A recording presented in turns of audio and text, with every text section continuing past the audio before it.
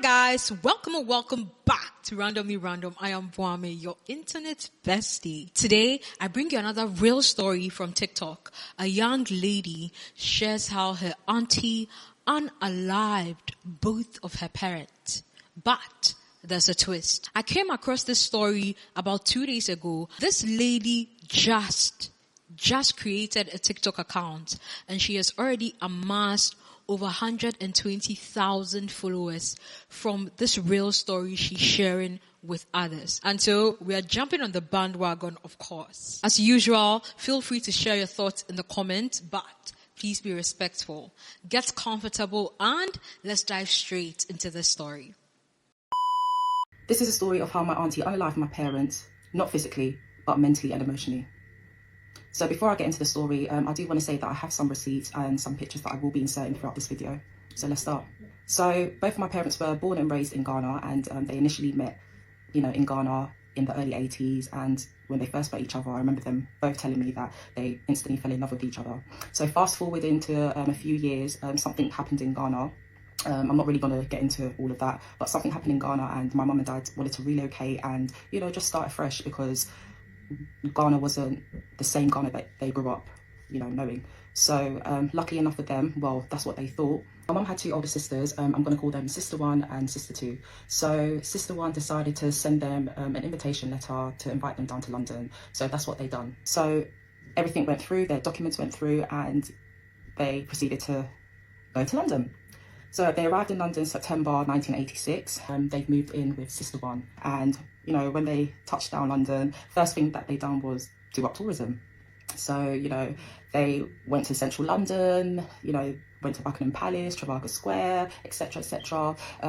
Just living it up, having fun. Like, that was the first time that my mum has ever travelled. My dad has travelled previously because he was a soldier when he was in Ghana, so he travelled when he was in the army, so travelling wasn't new to him. But for my mum, it was very excited, like, wow, she's in London. So now it's been a year since my mum and dad are living with Sister 1, and she is in a serious relationship now, and her partner decides to move in with her. So now, you can imagine 4 grown adults sharing, a small space. It wasn't ideal for both my parents plus Sister 1.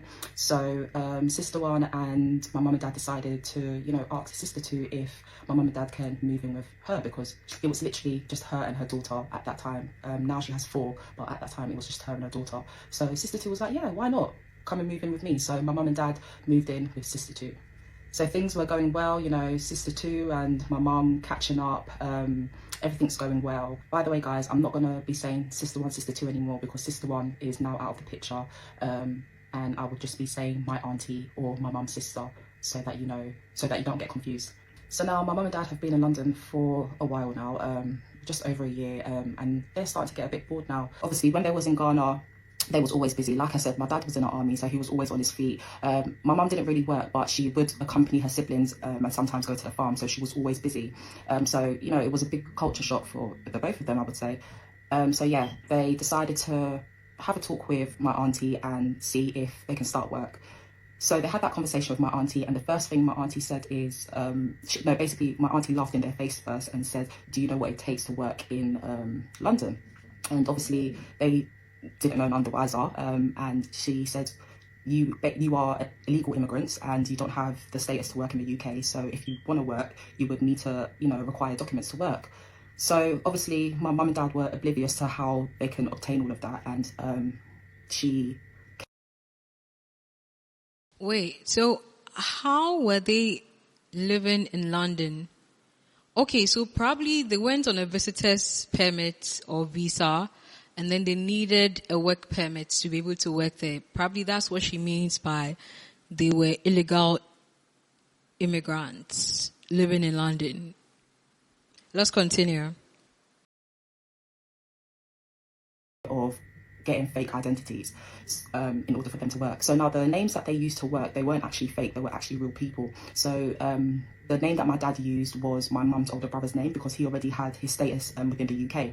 And the name my mum used was her brother's wife's name. So yeah, they used that and they managed to get jobs. So my mum was working as a cleaner for an airport, and my dad managed to get a cleaning job for a cleaning company. So they were both excited. They were like, yes, like, they're finally, getting somewhere. They're going to achieve their goals. One of their goals was to buy a property and, to move out of my auntie's house. So, working hard, saving their money. And this is where hostility starts and jealousy started with my auntie. So my auntie started seeing that they're earning, small money, because my dad would offer to do shopping for the house, and he would give my auntie small money here and there, to pay for a small bill here or a bill there. So she was like raising an eyebrow, like, these people have just come to the UK and now look at them. So she started acting weird towards them. I remember my mum used to say to me that she would try and spark up conversations with her sister, and her sister would just flatline ignore her. Like, she would just ignore her. She would not even acknowledge that my mum's talking to her. I remember my dad would tell me that there were times where she would just make little arguments with them. But upon all of this, they did not retaliate. My dad ignored it. And, they just continued to put their head down and work hard. So I believe it was a year or two that has passed, my dad managed to get him a really good job as an underground train driver. And to be honest with you, like, I'm not making no excuses for my parents, but back in those days, a lot of Africans would come down to the UK, and because they thought that the UK was the land of opportunity, they would come down and obtain fake identities to work. Like, it wasn't a new thing. A lot of people were doing that. So yeah, my dad managed to get him a really good job as an underground train driver, and honestly, my mum and dad were thrilled, because they were like, yes, we're one step closer to our goals, to our dreams. And that was really important. And the focus for my dad really was to get out of my auntie's house, because he really could not take the hostility, because my dad does not like hostility. He was such a friendly person. If you really knew him, like, he was so down to earth. So yeah, I'm just going to fast forward a little bit, because there's a lot to this story. So I remember a time my dad told me that he was at work, and he came back home, and he went into his bedroom, and he noticed that certain things had been moved around. Things like his letters, amongst the letters was his pay slips, and he believed my auntie, was the only culprit to do that. So he didn't say nothing. He just kept his head down, and he said to me it was like she wanted him to know she was snooping through his things. Why, I don't know, but those were some of the things that she would do, going through my dad's stuff, like just checking like how much he's getting paid and things like that. It was weird. It was very, very weird. But God being so... What an invasion of privacy. Look, I don't care if you own the home. Once you accept or invite me to stay in your home, you don't have a right to be going through my stuff. And clearly she said her dad started contributing, right, towards the household. Like, he used to give her auntie money to buy provisions or groceries or whatever. So why does she feel like she has the right to snoop through her parents' stuff and things like that? Who does that? Okay, let's continue. Managed to get enough money to, buy their first property, and that property was in Mitcham, which is in South London. So now the next thing that they had to do was sit my auntie down and tell her that, they found somewhere and they want to move out. As you can imagine, my auntie didn't take it really well. She said to my parents that they're very ungrateful after everything that she's done for them. But, my parents took every insult, everything that she said to them, and just said, thank you. Just thank you for everything. What? Shouldn't she be happy that they came with nothing and they've built themselves up enough to be able to now purchase or acquire a new home? Jealousy. What? Like, what? Huh? No, guys, imagine if somebody was staying with you for a year or over a year. Wouldn't you be happy if the person, because no matter how kind you are, right, your space is your space. Especially when it comes to your home or your room, it's sacred. Your space is your space. For someone like me who loves my space, I love to be by myself. I love to be in my own world, I feel like there's a cap, no matter how kind you are. If you should invite somebody to stay with you, right, there's an expectancy for when that person should leave, or when that person should be able to set themselves up to be able to get their own place or their own space. So why is this auntie tripping?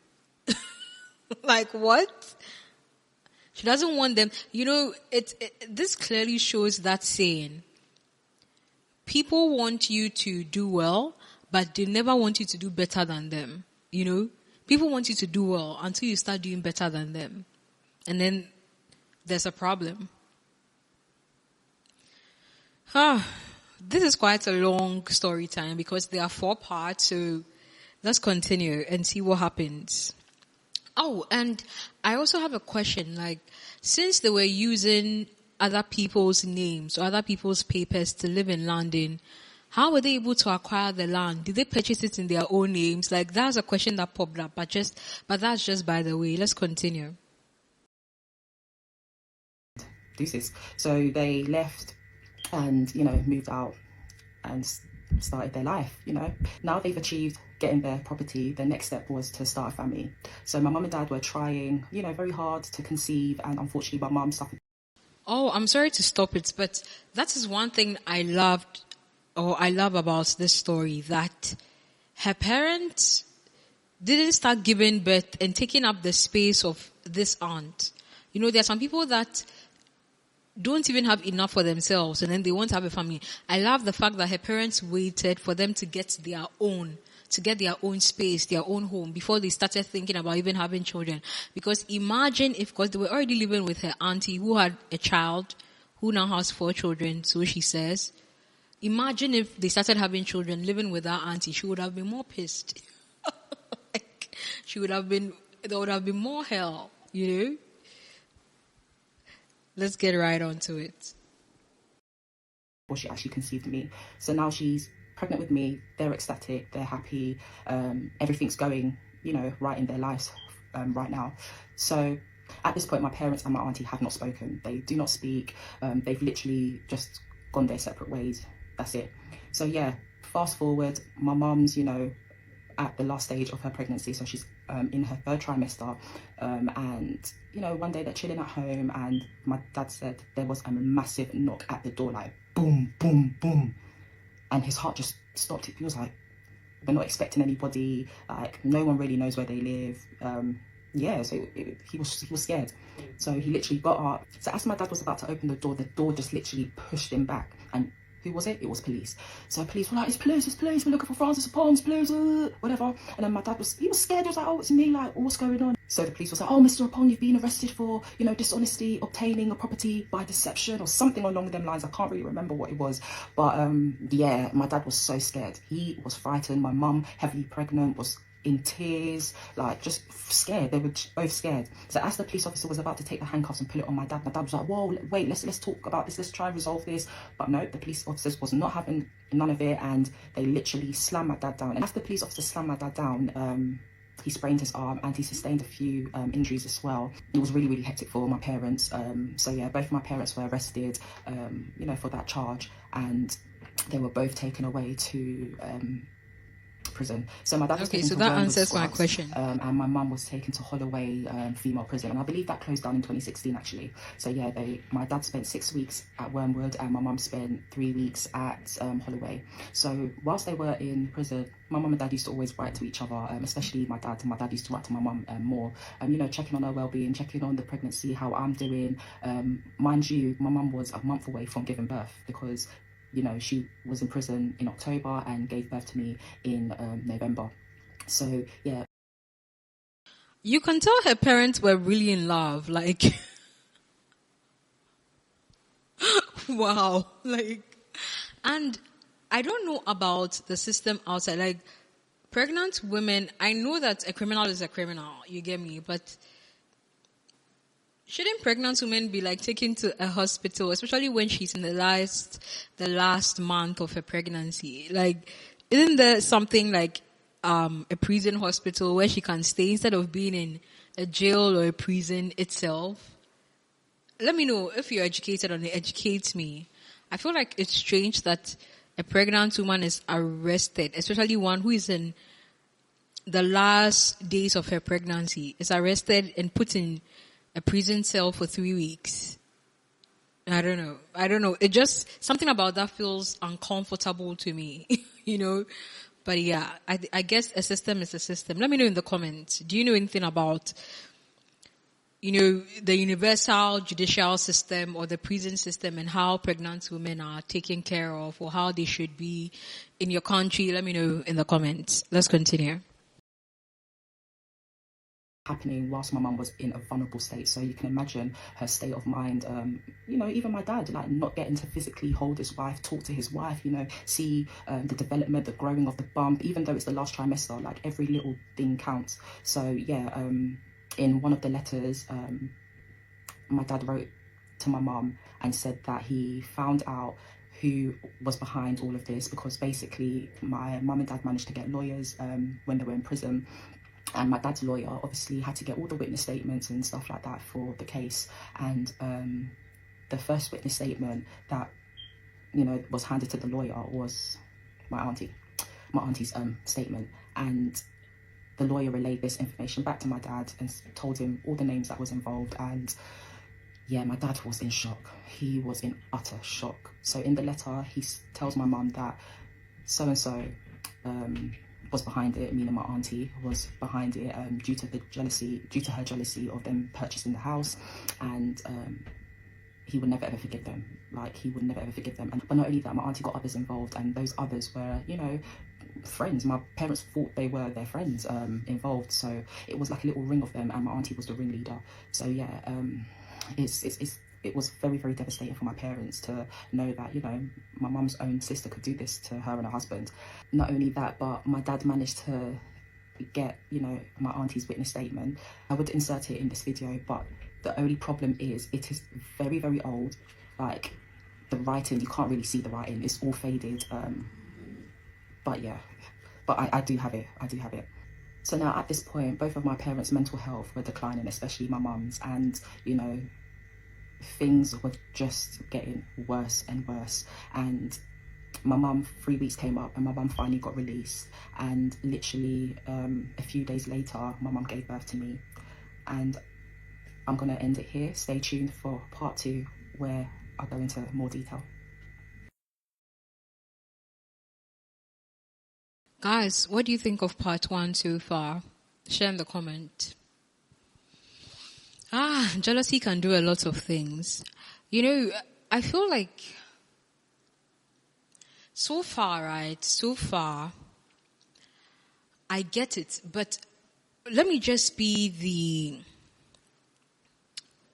let me just come from another perspective, right? Do you think, let me know in the comments, do you think their auntie was being a good citizen by reporting them to the police that they obtained the land or the house they had illegally? Because, you know, they obtained it basically they obtained the house, you know, by misrepresentation or fraud, right? Because they lied about their names. They obtained it illegally. Do you think the auntie was playing, you know, the role of a good citizen, or do you think she was just being a jealous person? Because clearly she said months had passed by and this auntie and her parent had not been speaking.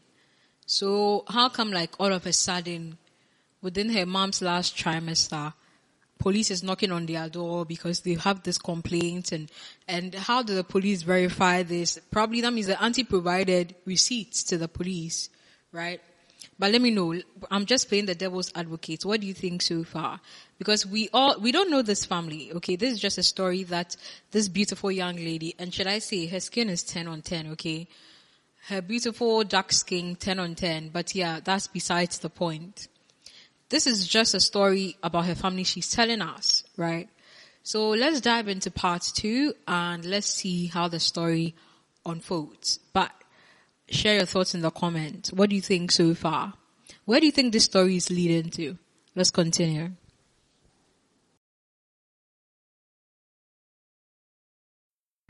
This is part 2 of how my auntie unalived my parents, not physically, but mentally and emotionally. So now my mum's been released and she has nowhere to go because obviously they've taken the house from my mum and dad. So now my mum is homeless. She has little money left. So she decides to get on Oh, the they took bus the and house just take from it to the them. last stop. Wow. She had no plans on what to do. Obviously, she has no one to talk to, no one to reach out to. So she just gets on the bus up until the last stop, and she kept doing that for a couple of hours. Within those Wait, they took the land from them. Did they get their money back? What happens in these cases? When you illegally purchase a land, are you entitled to your money? Are you because they clearly use like legal money or money they had earned to purchase the land or the house. Did they get their money back? Let me know. Do you think they got their money back? Let's continue. pains in her tummy, and obviously that was the start of contractions. So she decides to get on a bus to go to the hospital so that she can find out what's going on. So my mum arrives at the hospital, and now it's time for her to get checked over. So the midwife checks her over, and she wasn't exactly at the 4 centimeters dilation point, but her vitals were very high. So for example, her blood pressure, etc. So because of that, they had to admit her into hospital. And 2 days later, that's when she gave birth to me. Well, she had a C-section. She had to stay in the hospital for up to a week with me. So that was the case. So once the week came up, my mum and myself was discharged. So after she got discharged with me, she still had, the keys to the property. Remember, they'd taken the property away from her, so she couldn't go back there. But she still had the keys, and, she's just given birth. She has nowhere to go. It's winter, it's cold. So what does she do? She ends up going to the property. So she puts the key through to see if it still works and if they haven't changed the locks. So now she's put the key through the door and the key still works, the door's open. But as you can imagine, there's no gas, there's no electric, the house is freezing. Like I said, it was winter times, and my mum had no money, and obviously she had to feed me. She couldn't breastfeed me because she wasn't really eating herself, so she couldn't really produce breast milk. So what she done was she got a crisis loan, and a crisis loan is something that they used to do back in the days where they give you emergency money if you're in a vulnerable state or if you're a vulnerable person. So that's what my mum done, and she received £10, and that £10 had to sustain her for a while. So she couldn't actually buy me formula because that was expensive. So what she decided to do was buy me baby food. You can imagine, I'm a newborn baby. I have 3 kids myself. I'm a mother myself. All the mothers out there, you know that you can't give food or baby food to a newborn. Like at that stage, it's literally. Guys, you know what I'm impressed about? I'm impressed about her parents' openness with her. Like the fact that she has all these receipts from the 1980s, like her parents handed them over to her. Like it was handed down to her. Some of us, we don't even know where our parents were born, like their life before we came into the picture. We have no idea because our parents don't open up like that, And I feel like that is the story of most African families, because she's clearly Ghanaian British, right? Her parents are Ghanaians and they give birth to her in London, in England. Like, I'm just impressed by the fact that she has all these photos, these receipts. Most of us, even if we hear about our family line, we get to hear it from our grandparents. Think about it. Even if we should hear stories about, the past or what used to happen, it's from our grandparents.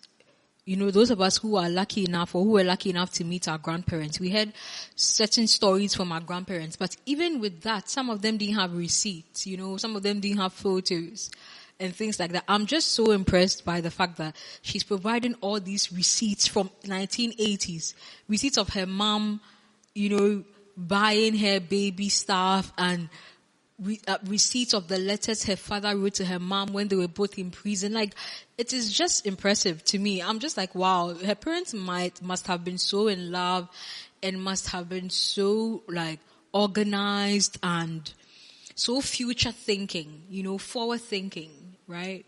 I'm just so impressed by it. But yeah, let's continue. They can't even drink water. So yeah, that's what she was feeding me. Remember, no electric, no gas, so she couldn't even warm up the food to give me. So she was literally feeding me cold baby food out of the jar. So one evening, my mum says she felt so low, so vulnerable. She felt like she wasn't herself. So she literally put me in a sling and left the house. She got on a bus and once again, just kept going to the last stop, getting another one, going to the last stop, until she just felt so low about herself that she just didn't want to be here anymore. She just wanted to end it all, because what is she really living for? And that was her frame of mind at that time. She started walking towards a busy road and a lady from afar could see my mum. So the lady saw my mum from afar and she noticed that my mum wasn't in the right state of mind just from her body language. So as my mum was approaching the road, the lady literally ran and stopped my mum. And my mum broke down and just started saying everything as if she knew this lady. But my mum said she just had no one to talk to. So she literally just vented everything out. So the lady was so lovely to my mum. She got my mum a bed and breakfast for that night, and in the morning my mum told me that she followed the lady and sorted emergency accommodation out, and yeah, the lady just helped her so much. So once all of that was sorted and she moved into the emergency accommodation, she said it was very lonely. It was very, very lonely.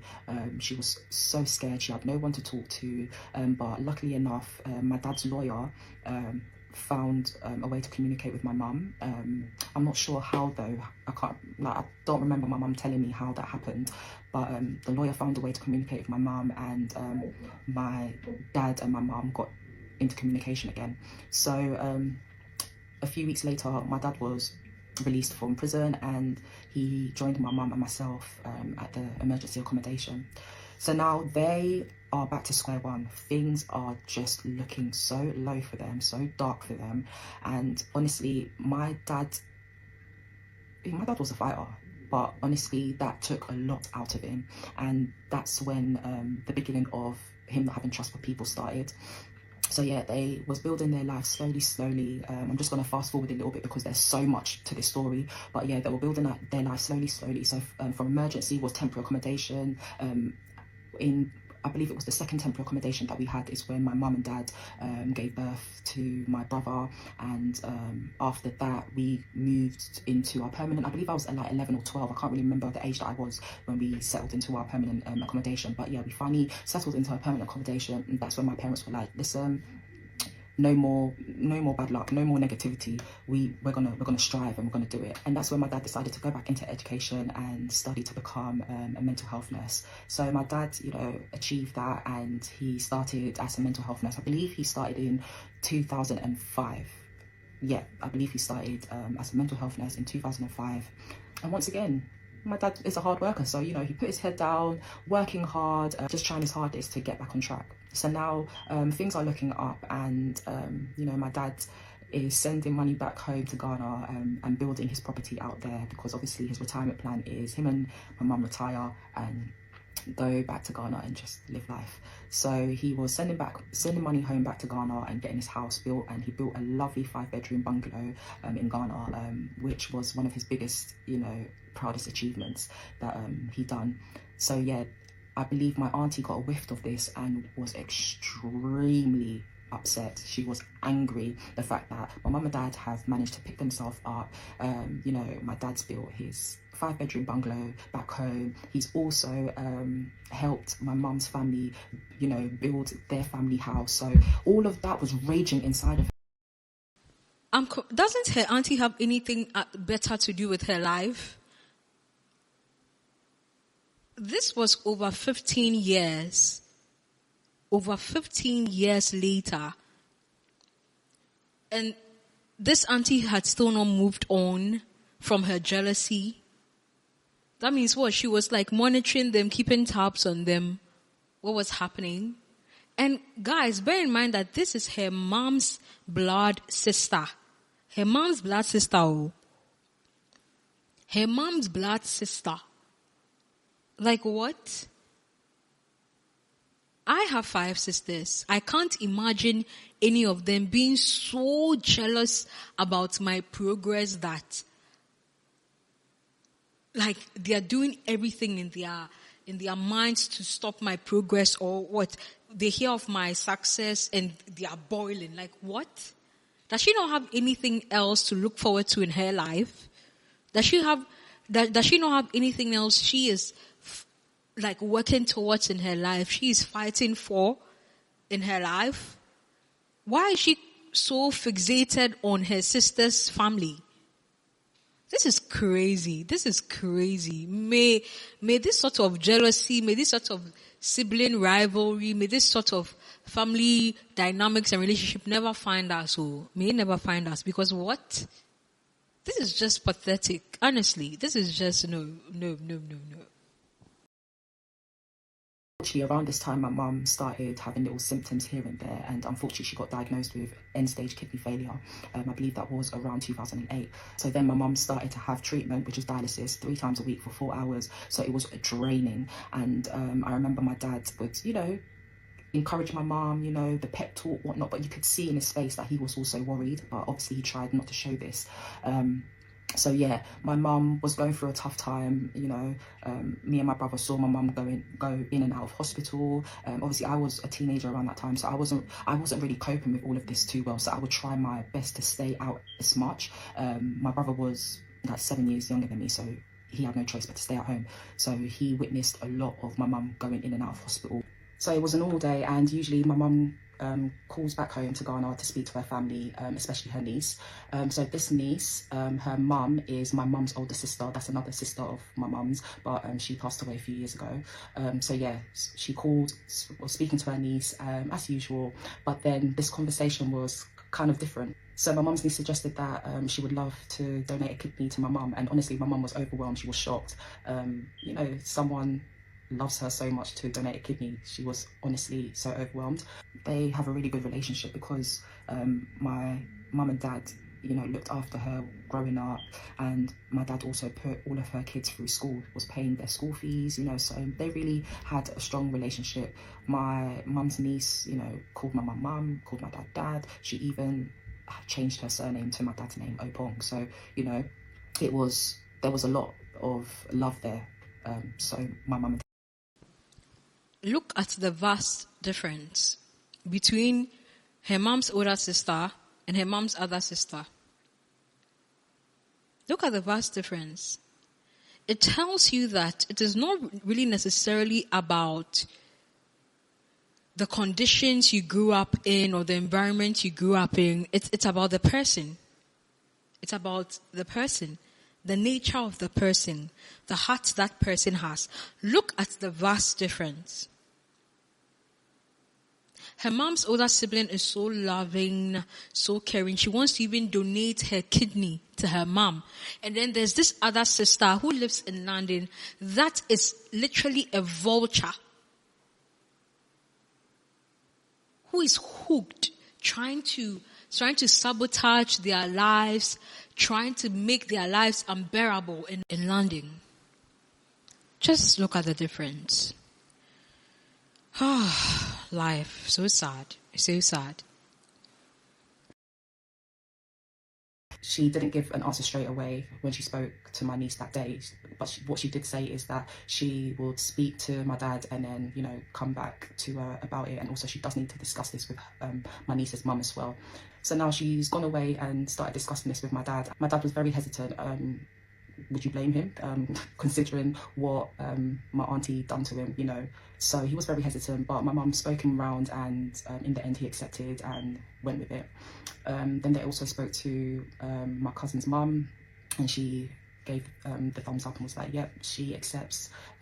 So yeah, they started the process, and I believe the NHS, was involved as well, and they offered her a medical visa to come to London to do the transplant for my mum. So once everything went through, all the documents went through, she came to London. So that means they were a match. 2010. So when she arrived, everything was well. Like I could see my mum being happy, smiling, and my mum and dad knew that when someone comes from abroad and the tourism, they've done all the tourism that they can, they start becoming bored because they've been through it. So they decided to get a job for my cousin, and my cousin is a really good hairdresser back in Ghana because she went to hairdressing school. That's something that my mum and dad put her through. And there was a hair salon at the bottom of my mum and dad's road. My mum and dad knew the owner very, very well. And my dad decided to have a talk with the owner and was like, listen, my niece has come from Ghana. She just wants to do a little part-time job, you know, just to earn a little bit of money so she's able to send money back home to her 3 kids. So the owner was like, oh, yeah, fine, why not? Then she started working at the hair salon. So now, you know, everything's going well, everything's going fine. So now this is where things started changing. At first, when appointments was being made, my cousin would follow, you know, my mum, go for the checkups. You know, everything was going fine until one day she started slacking. So when it was time for an appointment or whatever, my cousin would be like, oh, my body hurts, or I've got a headache, or, you know, just slacking. But my mum didn't really say anything. What she did say is to my cousin that is she sure that she really wants to do it? If not, she's not going to be upset, she's not going to be angry. She should just let her know. So then one day came and we got a letter through the post, and it was a letter from St. Helios Hospital stating that my cousin has been here for a while and her medical visa's running out, and it looks like she's not willing to do the procedure, so it's time for her to go back to Ghana. And if she refuses, then they're deporting her back. So she's read this, my mum and dad have, like, everyone's reading it. So my mum looks at her and says, this is the outcome. We have to start getting ready for you to go back to Ghana. And then this is when things went left. My cousin's attitude started changing, like slowly. So she would be coming home late from work. And mind you, the salon to my mum's house is like I wonder if her auntie got into her cousin's ear. The auntie that is jealous of them. I wonder if she got into the good cousin's ear, leading her to change her behavior and start acting up. Or it could also be that the cousin just used them as a ticket to get to London. Could have been a ploy all along. Let's find out. Not that, do you get what I'm saying? So there was no excuse to be coming home like an hour late or an hour and a half late. So, but my mum and dad, they didn't really say nothing. They were thinking, do you know what, she could have made friends at, you know, the hair salon, so let's not really think too much into it. Until one day my mum had a dream where I believe a dog bit her leg. I think it was a dog that bit her left leg, to be precise. I want you guys to remember the left leg, right? Okay, so she had a dream, a dog bit her left leg, and she woke up with a massive scream. And when she woke up, there was a bite on her left leg. It's crazy, I know, but there was actually a bite on her left leg. And I remember from there on, my mum started having really bad pains in her leg, and my mum will be laying down on the living room floor, and me, my brother, my dad, my cousin, and my first son, we would all be in the living room, and my mum would be in pain. We're all like, oh mum, oh, like rubbing her. My cousin would be sitting there like this.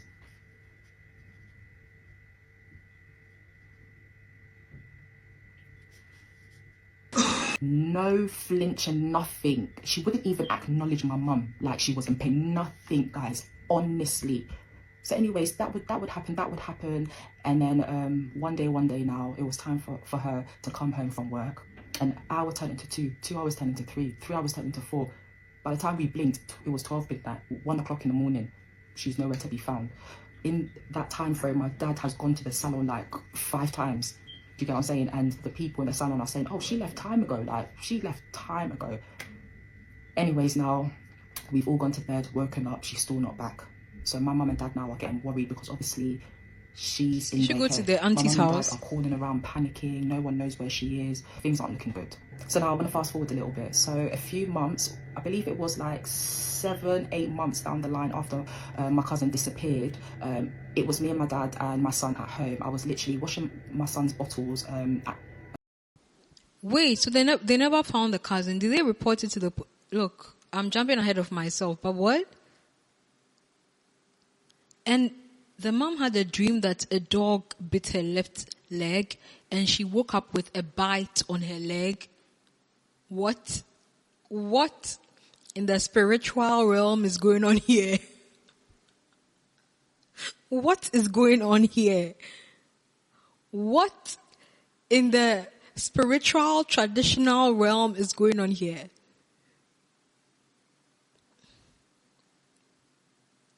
So this cousin, who is the daughter of, the good aunt who lived in Ghana, who was brought to London to give her kidney to, her aunt because, of course, she was a match, just came to live off them, just use them as a ticket to get to London, to live her own life.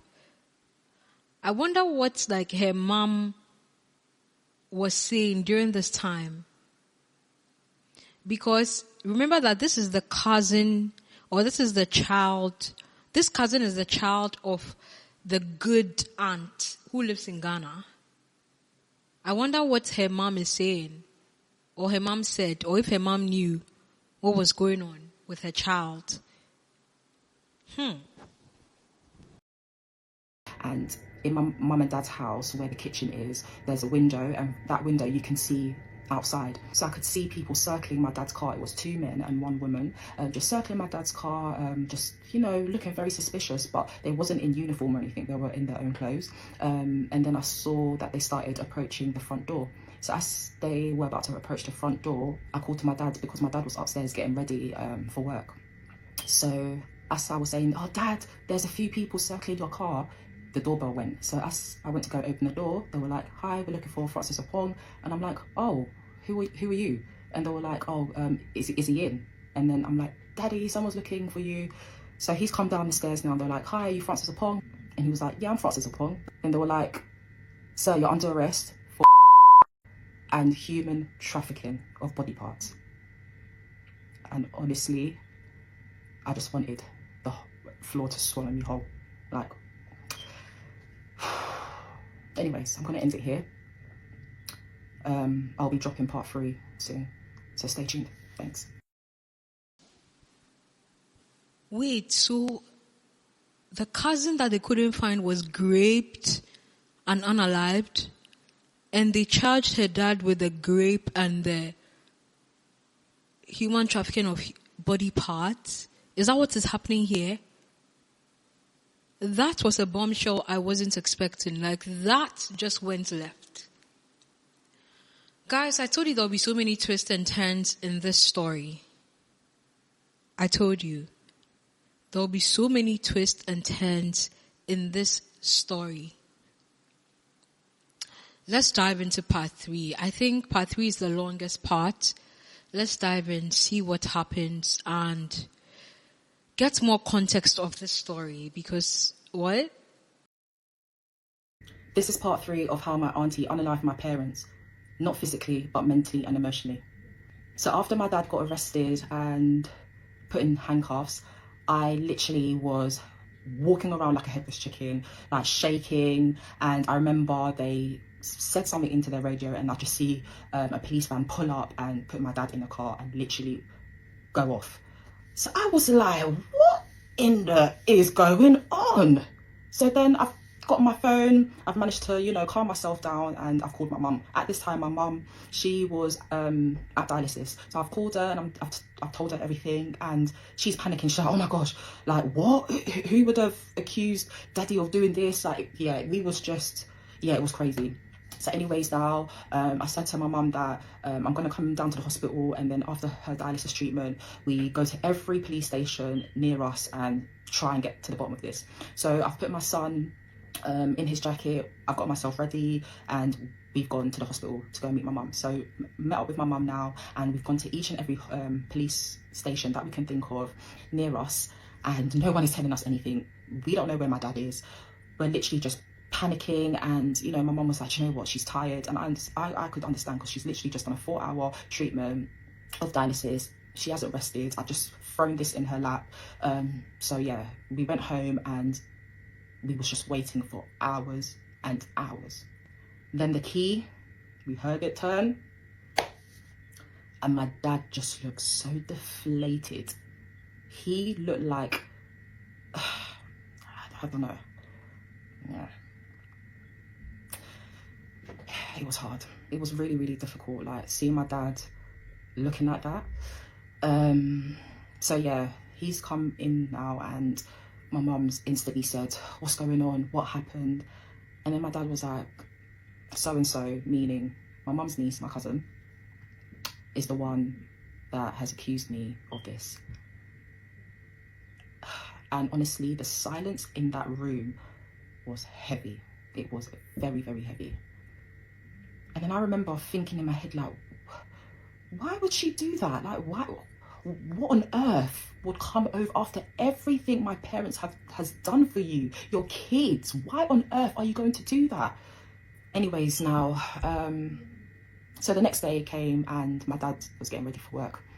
So as he got to work, his line manager pulled him aside, and this is where things just turned left. Pulled him aside and said, police have, called and informed us of what's going on. And unfortunately, this is a serious matter and they have to suspend my dad.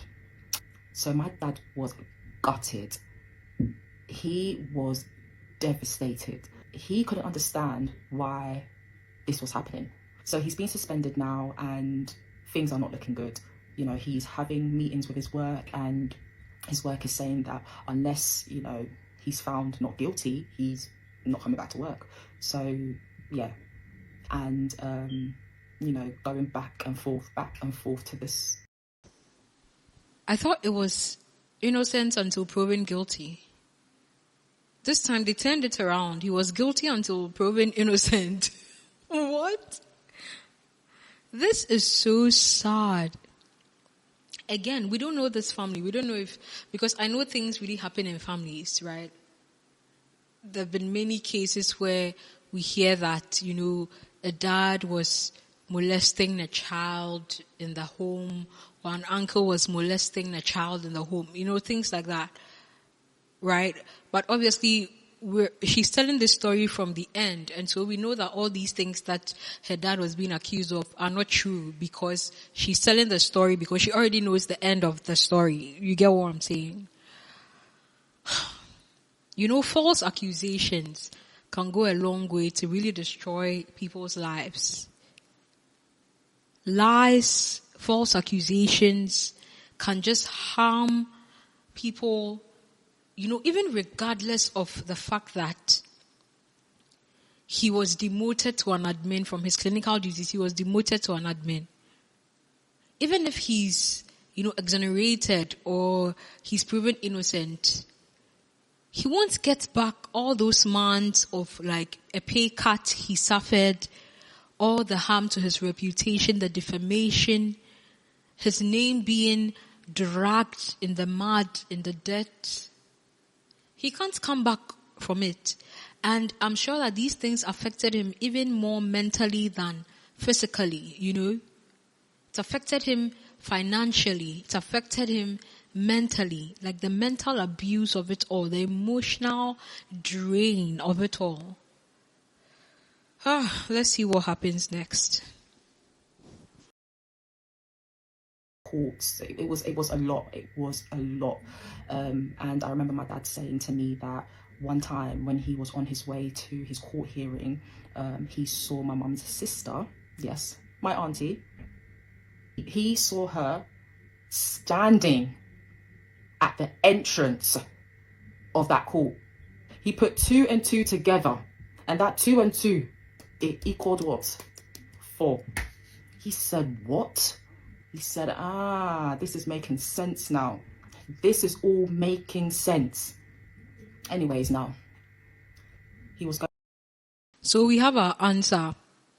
The terrible, jealous auntie who lived in London got into her cousin's ear, or her dad's niece's ear, and everything just blew up from there. Wow. I wonder how much she was paid, or what this jealous auntie did for her to be able to turn on a family that took care of you, took care of your mom back home in Ghana, took care of your children, brought you to London. Yes, you were there to help them, but they gave you a roof over your head. They didn't ask anything from you. You offered to give your kidney. You offered. They took care of your children back home, and this is how you repay them. I'm telling you, human beings are just unassuming. You can really, really, really trust no one. You can't trust anyone. No one. No one. Whether they come from the same veins, they come from the same blood, they come from the same womb, you can really trust no one. No one. No one. Because unless you can read minds, even your bestest of friends, there are some things that you tell that friend in terms of the progress in your life, and there's a bit of like, a sting, you know? It's very difficult to find people that are genuinely happy for you, are genuinely rooting for you, happy for your progress. This one is just one example. Whew. To his court hearings and everything. Honestly, within that time frame, my dad's mental health declined drastically. He was in and out of the GP. He was diagnosed with depression, and honestly, it was so hard to see, because with African men, they don't usually talk about their feelings. Like, they will internalize everything, and that is what my dad done. He internalized every single thing that my auntie and my cousin put him through, that it essentially it unalived him. You know, the hurt, the pain, it literally was destroying his heart.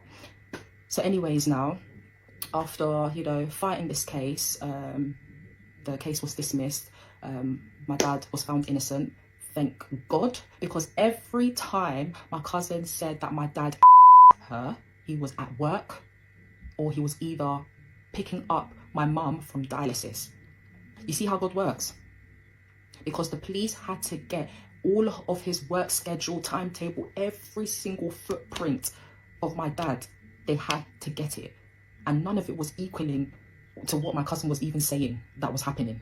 So the judge was like, let's throw this out, man, wasting our time. The truth will always come to light. And because of that, my cousin was going to get deported to Ghana. She deserves but it. What did she do? She faked insanity. And then she had to stay. She had to stay in the UK. And do you know what gets on my nerves? She's able to get on with her life, live in the UK, whilst my dad had to start all over again. So yeah, my dad was able, to go back to work, but at a different branch. Even though the case was dismissed, even though he was found innocent, that tarnished his reputation. Like, everywhere he went, it just tarnished his reputation. And honestly, it broke my dad. It broke my dad. It broke my dad to the point, that I never saw my dad happy again. Like, he was always snappy, and he just was not himself anymore. So after everything, my dad, wanted a break. He literally wanted a break from the betrayal of it all. It took a toll on him. And this cousin that faked insanity so she could still live in the UK, where are her children? Because she left her children in Ghana to come give her kidney to her aunt. Where are her children? So what? She abandoned her children in Ghana, left them with her mom, and stayed in the UK. What? If that doesn't tell you who she is, I really don't. Like, what? Huh? In 2015, he decided to take us all to Ghana. So we went to Ghana, and a time was had. Like, we had a really good time. We literally forgot about everything that was happening in London. But no, things always have to find their way to follow us. So we've gone to go and see my mum's family now, and all my mum's cousins and her siblings are all shocked, like you're walking, like, oh my gosh, you look good, like, oh, all of us were like, what is going on? Like, why is everyone acting all shocked? Until my mum's cousin called her into, their rooms, and was like, can we see if it's your real legs? And my mum was so confused, but she lifted, because she was wearing a long skirt, and she lifted her skirt up, and she was like, yeah, look, they're my legs. So they both screamed. They were like, hey, so it's not true. And my mum was like, what's not true? And they said, my mum's sister, my auntie, she started spreading around the family that my mum's leg was amputated. And this was in 2015. So remember what I just said to you. She has told my mum's family, remember their dream, family, that my mum is very sick, my mum is not able to walk, and they've resorted to amputating her legs, right? Cool. So we're all in shock, like, what is this woman's problem? Like, isn't she tired? Because me, I'm even tired. Like, isn't she, what does she want? Anyways, now, we didn't let that ruin our holiday. we carried on. But we've come back now and we have to, get back to reality. I'm confused. This sister was spreading rumors back in Ghana, like was sending information to Ghana that her sister's leg was amputated, and no family member like thought to call, the woman whose leg was supposedly amputated to like send well wishes or none, like nothing. Like they waited years for her to come to Ghana to find out for themselves that all that was a lie. I mean, this was 2015. Phones were in existence. This was just 10 years ago. I was in high school? No, I had just finished high school. Like what? I'm also side-eyeing the family because, how does news just spread in this recent day and age? There's WhatsApp. In 2015, was there WhatsApp? Yes, I think there was WhatsApp, right? I mean, there's still text messages, there's email, there's letters you can write, there's phone calls you can make. And you're telling me that none of them bothered to call this woman who they had heard was amputated to send even well wishes so they could hear the truth for themselves. None of them spoke to her within that time. What is happening here? So what, the jealous sister is the news bearer in the family? Huh? What kind of family is this? And I feel her pain. Isn't the jealous auntie tired? My mum's going dialysis, everything, it's back to normal. So fast forward to 2019 now, my mum started feeling, some pains in her left leg. And then those pains started turning into different symptoms, and then her left leg unfortunately got infected. So her left leg, when it was getting infected, it was turning really black. So from her feet all the way up to below the knee was just all black.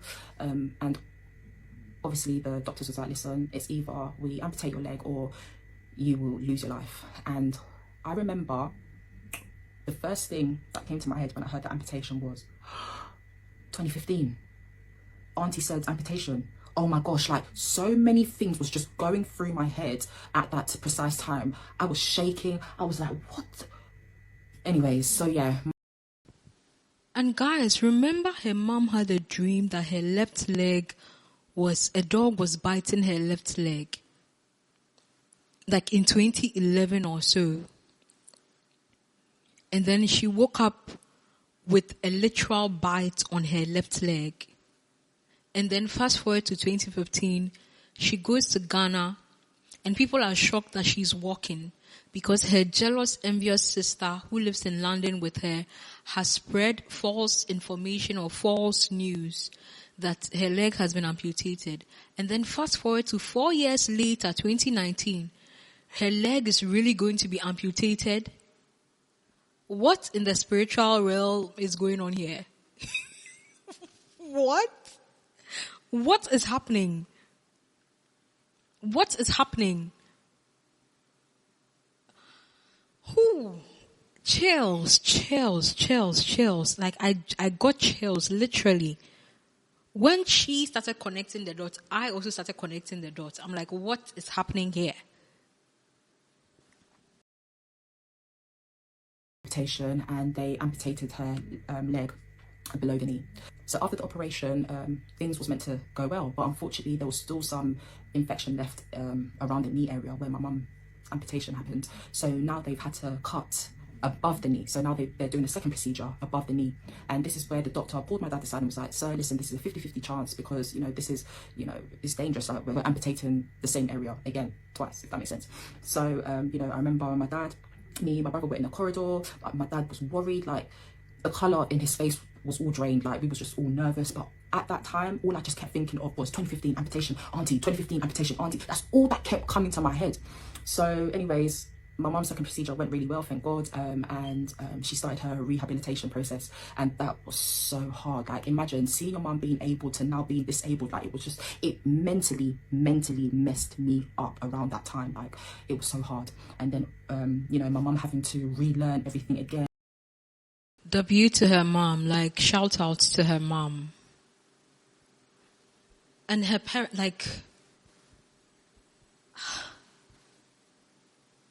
I can understand how that messed her up mentally. I can understand how that messed her up mentally because she is still trying to connect all the dots from her mom's dream to her auntie spreading false news about her mom to it becoming reality, literally.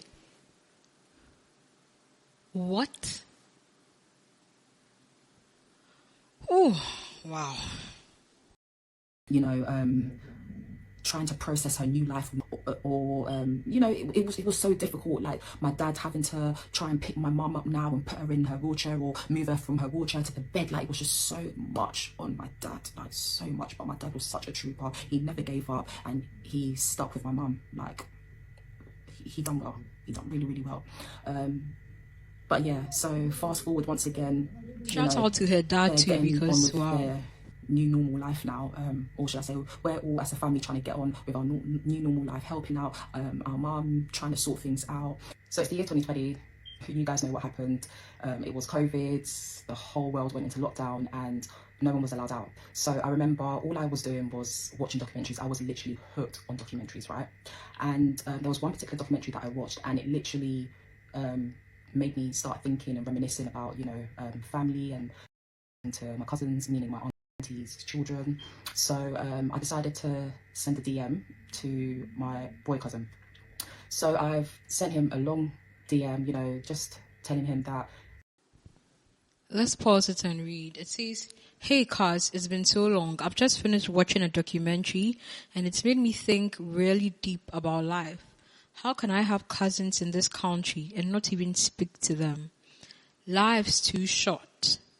And I feel we need to really talk because there's things that needs to be squashed and also discussed. And to be honest, I really miss you guys. It hurts my soul that I can't pick up the phone to call you. I can't even say I'm coming to see you. It's been 9 years since the last time I saw you. How crazy is that? Almost a decade ago. We can't carry on family beefs. It's not healthy, especially with this pandemic going on and people are just losing their lives. Life's too short to hold grudges." I've already spoken to, I guess that was a name there, about this, and I would love for you to also agree on us having a conversation over the phone about this dysfunctional relationship we've all got going on. I honestly do not want none of blah, blah, blah. I can't see there because I had to put her tag there, sorry. I look forward to hearing from you. Okay, let's continue. That was her message to her male cousin. It's got me thinking, life's too. Okay, so the thing is, I don't know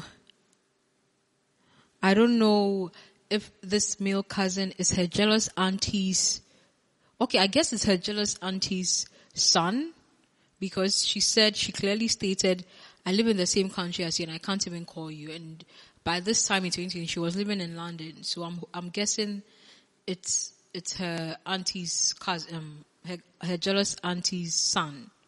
I'm guessing. Okay, let's continue.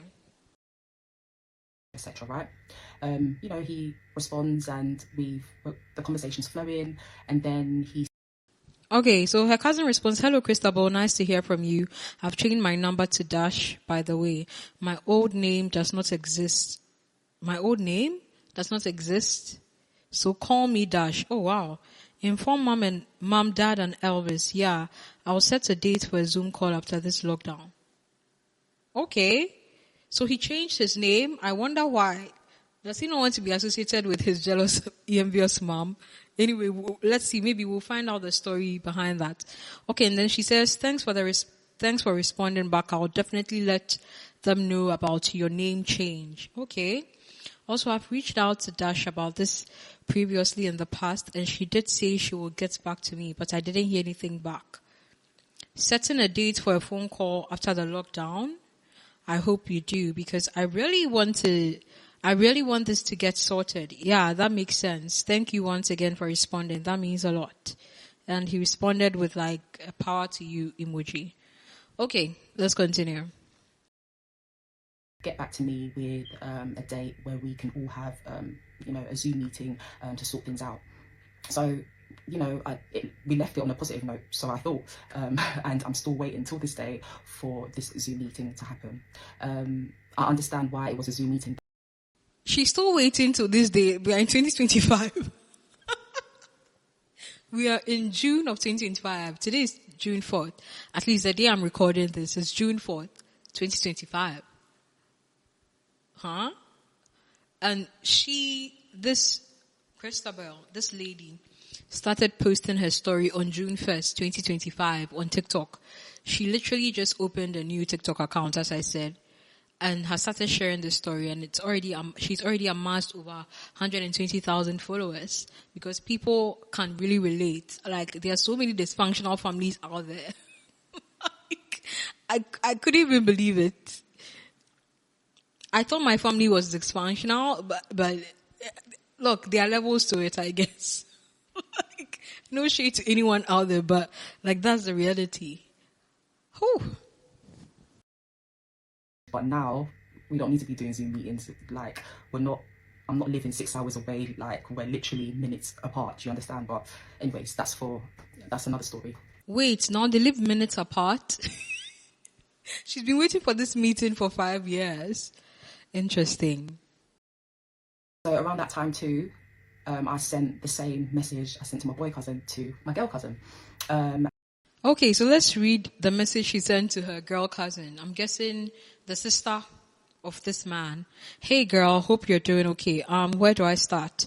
So I've just finished watching a documentary, and it's made me think about all this going on between all of us, and honestly it baffles me that I have cousins in this country, but I don't even speak or see none of them. A while back I saw some pictures of you on your wedding day. Me and her cousin got married and she wasn't there.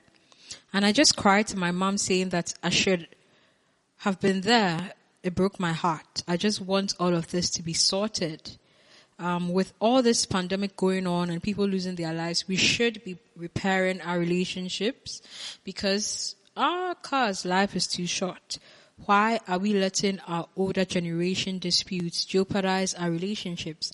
I've spoken to Elvis, that is Christabel's brother, and I've spoken to Elvis, and I would love for us to have a proper conversation over the phone and sort this out, because this is not what God wants. How can we say we serve God but our hearts are hardened? I don't want any of our parents involved. Okay? I really look forward to hearing from you. Love you loads. Okay.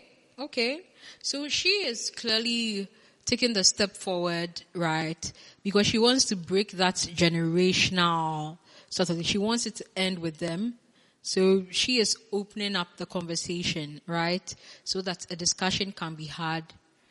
So she sends her cousins, that is the children of this jealous auntie. And the funny thing is, she said in her message, they shouldn't let the history of the older generation affect or jeopardize their relationships. That is the current cousins. But the thing is, we don't even know where it started from. We just know that there's this jealous auntie who hates to see people thrive in the family. Or this particular sister, this particular family thrive in the family. Because there's no bearing. Like, Christabel's parents don't even know why this jealous or envious auntie hates their guts. We literally do not know why. We don't have like a confirmation of what particularly she's annoyed about. Right? Because she invited them to their house at first with open arms. She invited them to her house at first with open arms. They stayed with her, and once they got their land, she became jealous. When they started working, she became jealous. When they started earning money more than her, she became envious. Once Christabel's dad started contributing to the household, the auntie became jealous. We don't even know why this auntie is jealous, like per se. Like, we know that it's because of these advancements, but we can't pinpoint to the sisters fight about something when they were younger. Like, what happened? Because I feel like there's a deeper root to it. Or probably this woman is just jealous. Like, that's just who she is. Yeah, but I thought I should just stress on that, because when she said to her cousin, why are we letting our older generation disputes jeopardize our relationships? I just feel like, it's like, why are the older generation even fighting? Clearly, it's just one woman fighting against another family. Do you get what I'm saying, guys? It's just one person. It's like a one-sided beef. You know, it's like a one-sided thing. Of course, once she started being jealous and, you know, putting all these false accusations on Christabel's dad, then the dad also gathered resentment, you know, and unforgiveness because of the betrayal he had faced. Because, first of all, you make them take the house and the land they bought. You accuse him of raping and human trafficking. Like what? You connive with one of his nieces to accuse him of that. When his wife was pregnant, you made them get evicted from the home that they toiled to buy. Yes, they got it by under like misrepresentation or fraud, but they still paid for the home. They still worked for it and got money and paid for that home. Oh, let's continue. We are getting to the finish line, guys. Stay with me. We're getting to the finish line. And once again, the conversation was flowing. You know, we was getting to know. Okay, so her cousin responded at least. She said, "Hey, lovely. I'm doing really well, thanks. Loads of things have changed and I'd love to let you know." Oh, okay. I don't even know why our communication stopped. Guys, you see what I was saying? It's like, you know, sometimes you're angry at somebody for so long, or you don't talk to someone for so long, and then you even forget why you stopped talking to the person. That makes you know that sometimes, for petty reasons, people just draw apart, you know. Anyway, let's continue. She says, "I don't even know why our communication stopped. It is really sad that we all don't talk. I do think we shouldn't allow our parents' relationship to influence ours. I do think we should all meet up after the social distancing or have a call. Life is very short and I think we should make the most of it. We will defo sort something out for real. Love you too." I wonder if her brother had told her that she had also reached out. Because clearly, Christabel is saying that for about 5 years, she sent this message in April 2020. And to date, which is June 4th, 2025, they haven't had that talk or that meeting. And for me personally, will I trust my jealous, envious auntie's children? Will I trust them? Because don't birds of the same feather flock together, like this is their mother. I know that the sins of your parents, you know, should kind of be separated from you, but I feel like this is the woman that gave birth to them. Who knows what she has put in their head, you know? But clearly, it looks like this jealous, envious auntie's son has sort of separated himself from the whole family because he's even changed his name. He said that in his text message to her. And it looks like her daughter is also open to reconciliation. I mean, it looked like they were at that time. Let's see. Okay, so she responded to the cousin and said, "I'm so happy you responded. I say the same thing all the time. I don't even know why we stopped talking. I would definitely like for all of us to talk when this is all over." And okay, the lady cousin is being friendly. She said, "I 100% agree with you. We should all speak to see. Maybe do a video call or something. Of course, I'll respond. I have nothing against you." Okay. It would be quite dodgy if I didn't respond, lol. Okay. I guess she was asking about her family and her well-being. Okay, let's continue. She told me that she gave birth, what her daughter's name was, and all of that. You know, it was really nice. I can't really remember how. So it they ended, had a really but long conversation via screenshots. phone. But or what text. I remember is I got left on red. I think I didn't even get a response back after a while. But yeah. Anyways, now moving on. So she was responsive for a while and then she left her on red. Okay. You know, that's the thing about texting people, you know, or having relationships virtually. It's never real. Like, because she could have been typing all those sweet things with an angry face, you know, and just adding emojis, you know. How many times have you not felt like responding to someone and like, oh my God, let me just respond to this person, and then you send something, you know, something so nice. But in that moment when you were sending it, you really didn't feel like responding to this person. So a phone conversation helps you hear their voice, or a video call, you see the emotions, or meeting in person is way better. A year later, which is 2021, one day, I'm fast forwarding to the year of 2021, January. It was a normal day. My dad was taking my mum to her normal checkup. She usually has monthly checkups at St. Helios Hospital, where they check her kidney function to check and see if everything's going okay. And so yeah, it was a normal day. I believe it was on the Thursday. So yeah, my dad didn't have work, so he decided to take my mum to her appointment. So whilst they were at the appointment, or just before the appointment finished, I tried to call my dad, but he didn't pick up. So I left it for like 5 minutes, and then I called my mum, and then my mum said to me, oh, we've just had my appointment, Daddy's about to put me in a car and we're coming home. So when I get home, I'll call you, and then you and the kids can come round. So I was like, all right, cool, that's fine, sounds like a plan. So now an hour's passed, an hour and a half's passed, and I'm like, well, I haven't heard from my mum, what's going on? And she usually is really good with her timekeeping. So I've called my mum now, and I'm like, Mummy, I'm still waiting. And she was like, Chris, I'm still waiting in the car. And I'm like, okay, so where's Daddy? She was like, he's put me in the car and he said he's going to use the toilet, and I'm still here. And I said, so haven't you called him? She was like, I've called him, he hasn't picked up. So I'm like, this is unlike. Let me try and sort this out. I got off the phone to her, trying to call my dad, he's not picking up. Calling him again, he's not picking up. So I'm like, this is unlike him, what's going on? Like, Mummy's vulnerable, why would you leave her in a car? It's winter, it's January, come on, UK weather. So now I said to myself, let me call my brother, because at that time my brother was working like 5-10 minutes away from St. Helios Hospital. So I've called him now, explained everything to him, and he said, you know what, I'm going to go and see what's going on. So he's got into the car park now. My mum's explained everything to him, and he said, all right, cool, let me go and find a security guard and let's try and locate where Daddy is. So my brother, security guard, they've done all of that. They can't find my dad. Time's passing, it's like 4, getting to 5 now, and it's cold. So my dad had the key, so obviously my brother couldn't take the car, so we've had to leave my dad's car unlocked at St. Helios Hospital car park. My brother got a Uber for my mum to go home, and he followed behind in his car.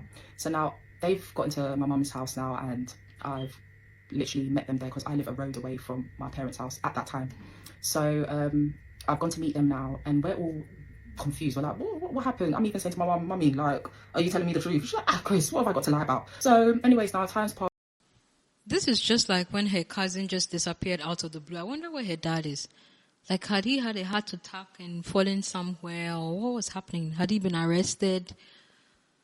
I mean, with the way this family is, you never know. You never know. Has passed. The doorbell has rang. I've opened the door and it's 2 police officers. So in my head, I'm like, what is going on? Allegedly, what has he done? Because at this point, I'm tired. I'm tired of seeing police. I'm tired of them accusing my dad of things. Like, I'm tired. Anyways, now police were like, hi, is this the residence of Francis Apollo? I'm like, yes, it is. What's going on? Then they proceeded to say, can you tell the children to go upstairs, which was my 2 kids, my son and my daughter. So I was like, that can't be good news. My brother took them upstairs, and then they dropped the worst news ever. They said, unfortunately, we found Francis Apong in the toilet. Unalived, yeah. So my dad was laying there for 4 hours, whilst I was panicking and even getting angry at the fact that he's left my mum. He was there on the toilet floor in the hospital, unalived. Do you know? Anyways, so I thought of asking, did they check the bathroom stalls at the hospital? But I thought that I heard her mention that they checked that. And so I just kept quiet about it. Wow. So what, was he unalived, or did he suffer a heart attack, or the stress? I don't know. Scream ever. I've experienced someone that I love die, so that was my first ever experience. So I went through a roller coaster of emotions, in the space of 5 minutes. I screamed. Yeah, I was all over the place. Then I remember calling my cousin from my dad's side, and just saying to her, listen, this is what's happened, and she's crying. It was very traumatizing. I remember my mum sitting there saying, no, it's not true. Nope, it's not true. That's the noise she was doing. If you're Ghanaian, you will understand that noise. She was like, nope, She said she would never believe it until she sees that it's him. Obviously, she couldn't go to view my dad. I had to go and identify my dad, and that was so scary. I was shaking. It was so, seeing my dad in that state and knowing my dad to be a strong man, Like, oh. But yeah, I identified his body, and I said, yeah, that's my dad. And It shows you the mortality of humans. We are just like mortal men. Anything can happen at any time. Like, life can just turn your life upside down. You can wake up healthy and by evening you're like a vegetable. And then you can wake up poor and by evening you are crowned the king, like Joseph in the Bible. You know, it's just ups and downs, ups and downs. Just the mortality of man. We are nothing. We are really nothing. I drove his car back home, and that car journey felt like 2-3 hours, and it was only like a 30-minute drive. But it was I felt so low. And honestly, in that moment, I wanted to drive to my auntie's house. I wanted to just take everything out on her. She was the reason. I don't care what anyone says. She was the reason why my dad is no more. After all the heartache, after all the suffering my dad went through because of her lies, because of my cousin's lies, both of them are the reason why my dad is no more. The Ghanaian in her is coming because out. They mentally and emotionally unalived him because his heart couldn't take it no more.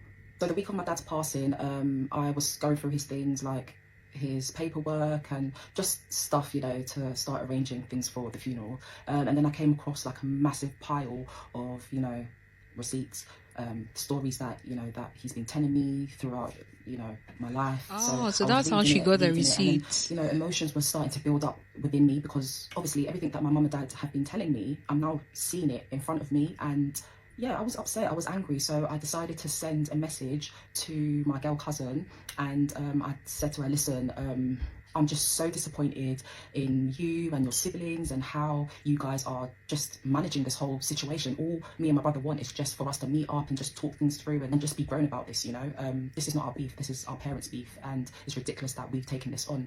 So I've sent her this and she's responded straight away, I think saying something along the lines of, she said, I can see that you sent me a message, but it's not come through on here. Sorry that you feel hurt, but I think things happened previously and you guys will need to sort it out. And Christabel responds, nothing happened previously. The only thing that happened was an argument between me and your mom, and I had a valid reason to be upset with your mom. At the end of the day, you and your brothers don't know what happened, and it's a big shame that you guys don't know the full story. But what my dad always used to say is, when you throw a ball, it always bounces back. The truth will definitely come out. You guys call yourselves Christians, but wasn't it me that reached out to you guys on all occasions? It's cool. Tell your brothers, I've got the message. But when the truth comes out, I can see the rest. Let's continue. But it's not coming up on her phone. But she basically said that is an issue that I need to sort out with him, meaning her brother, because obviously, like I said, brother didn't respond back with, a meeting or Zoom date or whatever he wanted to arrange. So I took that to heart. So she said what she's had to say in the message, and I've just had to respond back saying, listen, this is ridiculous. I'm gonna insert it so you can read it for yourself. But that was my response, and I just got left on scene. She didn't even respond back. So yeah, so this all happened on the 13th of January of 2021, and the next day, which was the 14th of January, we had a 1 week, which is something that Ghanaians usually do when someone passes away. We will hold a 1 week a week after the person has passed, with the family to arrange funeral dates and whatever. So that was happening at my parents' house. The 1 week, family came over, we was discussing funeral arrangements and what to do, etc. And then the doorbell rang. I can't remember who opened the door because it definitely wasn't me, but someone opened the door, and lo and behold, guess who was standing there? My mum's sister. Yep, my auntie. Stay tuned for part 4, coming very, very soon. So this is the last part, guys. It's only 10 minutes, so we are almost done here. I would insert her father's funeral is on YouTube. It's on a Funeral Rights Homes channel on YouTube. So I will insert the YouTube channel in the comments if you want to go watch her father's funeral. It's a really sad funeral. You know, it was a very, very sad funeral. Yeah. Let's continue on to part 4, the final part of the series of Christabel telling us how her aunt unalived her parents. Of how my auntie unalived my parents, not physically, but mentally and emotionally. So my auntie's come through the door now, and before you get into my living room, there's like a little corridor before you enter my living room. So she's walked through the corridor and she's standing by the entrance of the living room. So everyone literally has turned their head and is looking at my auntie. You can imagine how everyone was feeling. There were so many different emotions in that room. I, for one, was really, really shocked. So she proceeded to come inside and she sat down on the sofa, and opposite the sofa was where my mum was sitting in her wheelchair. And honestly, my mum didn't utter a word. All my mum done was just burst into tears. So my mum was just crying, you know, people were trying to console her. And all my auntie kept doing was just making noises like, that's all she just kept doing. I would also like to note that what my auntie was wearing wasn't, you know, something that you would wear to visit your sister that's just lost her husband. Basically, she was wearing jeans and trainers. Like, I'm not saying it's mandatory to wear black, but, you know, make some effort. So anyways, now she's just sitting there making those noises, and she literally was there for 20 to 25 minutes. And she said to my mum that, she's going to take her leave, and then she just left. So I believe she came to see if it's... Your sister just lost her husband and you just came to visit her for 20 to 25 minutes. Okay, I get it. You know, when your presence is not wanted somewhere, you can feel it too.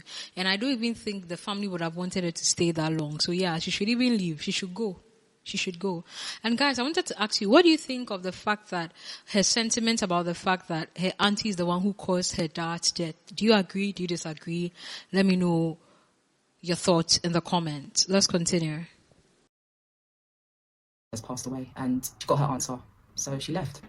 So moving on to the following month, which was February, that was the month of my... Oh, so she basically just came there to confirm if he was really dead. Like, this auntie, I'm beginning to shift from she being jealous and envious to she being a wicked person. Like, literally a wicked person. Yeah, that is a very great way to put it. She literally just came there to confirm if he was really dead. To see that people were mourning and just confirm that, okay, yes, he's really gone. Yes, and leave. Because why would your sister, I am also Ghanaian, right? She is Ghanaian. Her parents are Ghanaians or were Ghanaians.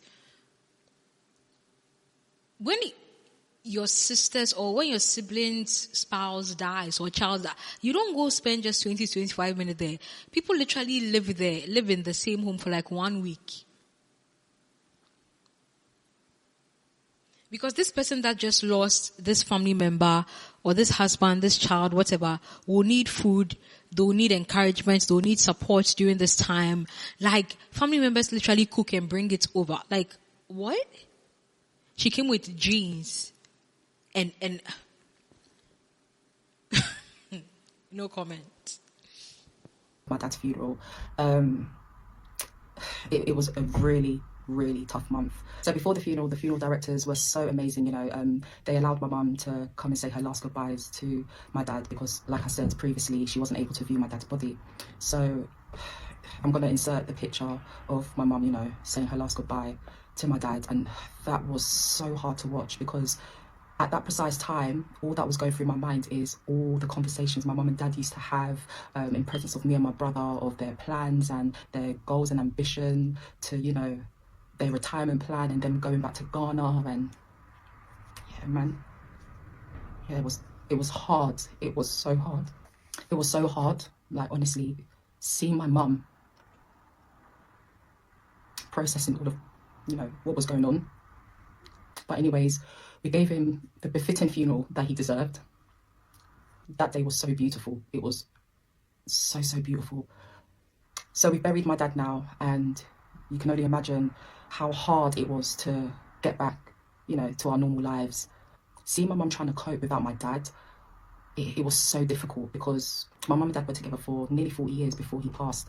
So you can imagine the amount of hurt and pain that my mum was going through. So due to all of that, her health started declining very, very drastically. And from being wheelchair bound, she became bed bound. She couldn't even sit up. She always had to lay down. So that's why she was bed bound. She started feeling weakness in her arms, her hands. Her sight was starting to go, so her prescriptions in her glasses were very, very strong. So because my mum became bedbound and her health was declining, social services had to get involved, meaning adult social services, to assess my mum and see her needs, etc. So they got involved and... Oh, wow. I didn't know that existed. There's social services for like adults. Okay, I could see how, because I'm sure there are a lot of aged people who don't have family around. I could see how that, but I have worked with lots of children that have had to go on social welfare and all of that. Have been taken from abusive families.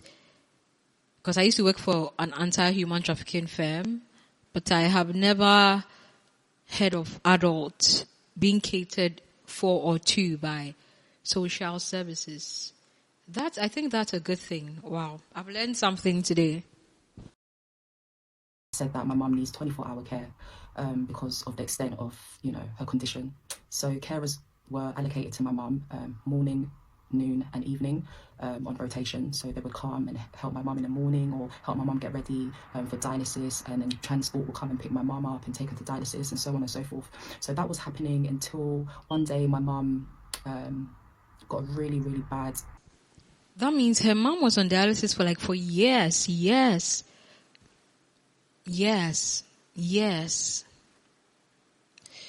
Wow. It's so sad that people suffer so much and then just die. Like, when I hear stories like that, I'm like, Lord, it's just so sad. Some people suffer their whole lives and then they just die. They die a painful death too.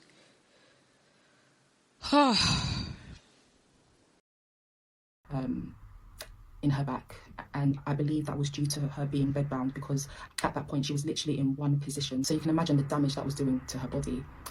So the infection in my mum's back was getting really worse, and social services once again and a few other healthcare professionals got involved and said, do you know what, your mum needs to be moved into a specialized home. And guys, honestly, when they told us that news, meaning me and my brother, that's when I lost all hope, because I was like, why is this happening? Like, my dad's gone. Now my mum's health is declining so bad. Like, I was really tired, guys. Honestly, I was tired. I was drained. On numerous occasions when my mum got moved to this home, I had to, attend so many meetings with, these social workers and healthcare professionals.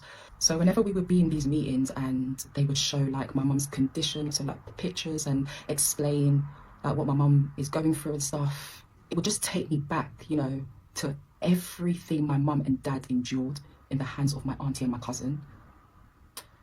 So anyways, now my mum is in this home. I believe she was in the home for 6 months, and one day, like normal, they took her to dialysis on the Thursday, and where she has dialysis is St. Heliers Hospital. So she went dialysis, and unfortunately her blood pressure was really, really low, and then she became unconscious, and they had to put my mum on oxygen, and me and my brother were just hoping and praying that my mum would pull through. But unfortunately, on the 9th of November 2024, just 3 days before my birthday, my mum passed away. And the fact that me and my brother witnessed my mum taking her last breath will stay with me forever. So after my mum passed, me and my brother had to, come up with funds in order for us to bury her. So we decided to do a GoFundMe page, and I posted it up on my stories on Instagram, and I looked at who viewed, my stories, and who do I see? My girl cousin reviewing the story. It really shocked me because I didn't get no, condolence message from her, even though she saw, that I just lost my mum. And I didn't get no message from her siblings, nothing whatsoever. And it really, really hurts me to know that I have cousins out there, first cousins at that, don't want nothing to do with me and my brother. For what reason? I can't tell you. I don't even know why. They've taken on their mother's beef and taken it as if it's their own beef. And you're beefing your cousins that have nothing to do with it. It doesn't make sense to me, but yeah. So yeah, that's the end of, my mum and dad's story. thank you for every single one of you that has watched each and every part of this. I've done this to raise awareness on, you know, sibling rivalry, enviness, jealousy, and just to put my mum and dad's story out there. And I just want to let you know this is not the end. Stay tuned, because I'll be updating you guys on what's coming next. I have so many announcements coming up, so stay tuned. This is just the beginning.